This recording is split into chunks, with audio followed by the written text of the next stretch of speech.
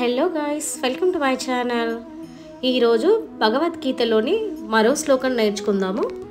అంతవంత ఇమే దేహ నిత్యస్యోక్త శరీరిణః అనాశినో ప్రమేయస్య తస్మాద్యుధ్యస్వ భారత. భావం వచ్చేసి, శరీరంలో నిత్యము ఉండువాడైన ఆత్మయు, నాశనం లేనివాడు అప్రమేయుడు అయిన పరమాత్మయు నివసించు శరీరమునకు ఎప్పటికైనా నాశనం తప్పదు, కావున యుద్ధం చేయుము. వివరణ వచ్చేసి, ఒక సజీవ శరీరమును విడదీసి చూసినా అందులో శరీరం కాక జీవాత్మ, ఆత్మ, పరమాత్మలు అనునవి మూడు ఉన్నాయని తెలుస్తున్నది. అంతవంత ఇమే దేహ అన్న మాటను బట్టి ఈ దేహానికి నాశనం కలదని అర్థం. ఎప్పటికైనా నాశనం కాగల శరీరంలో నిత్యుడైన ఆత్మ ఉన్నాడు.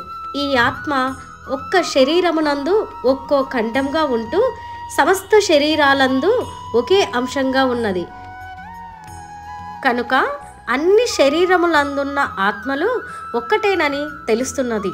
అన్ని శరీరములలో ఉన్న జీవాత్మలు కర్మరీత్యా వేరువేరుగా ఉన్నవి. అవి అన్నీ ఒకటి కావు. అవి ఒకదానికొకటి భిన్నమైనవి. అందువలన జీవాత్మలు అనేకంగా ఉన్నాయి. ఆత్మ అట్లు కాక అనేక శరీరములలో అనేక ఆత్మలు ఉన్నప్పటికీ అవన్నీ ఒక్కటేనని తెలియాలి. ఒక శరీరంలో ఉన్న ఆత్మ హత్య కావింపబడినప్పటికీ అన్ని శరీరములో ఉండు ఆత్మ మిగిలి ఉన్నది. కావున ఆత్మకు నాశనం లేదన్నాము.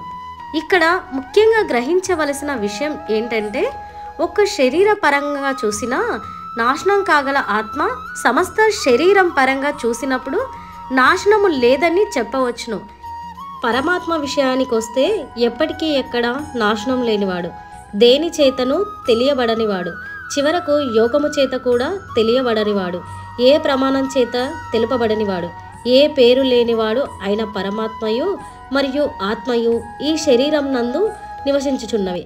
అయినప్పటికీ శరీరము ప్రకృతి జనితమైనది, కావున దానికి నాశనము తప్పక కలుగును. ఈ దేహము శాశ్వతముగా ఉండునది కాదు. ఎందుకనగా శరీరానికి బాల్యం, యవ్వనం, కౌమారం, వృద్ధాప్యం అను దశలు కలవు. ఒకదాని వెంట ఒకటి అవి నాశనం వైపు ప్రయాణిస్తున్నవి. చివరకు శరీరం శిథిలమై మరణం ఏర్పడును. కానీ శరీరంలోని ఆత్మకు, పరమాత్మకు శరీరమునకున్నట్లు దశలు లేవు. అందువలన వాటికి నాశనం లేదు. శరీరము కొన్ని భాగములతో కూడుకొని ఉన్నది. మార్పు చెందు కనిపించు స్థూల శరీరము 10 భాగములుగా ఉన్నది.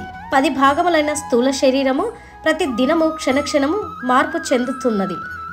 కొంతకాలానికి శరీరం ముసలిదవుతున్నది.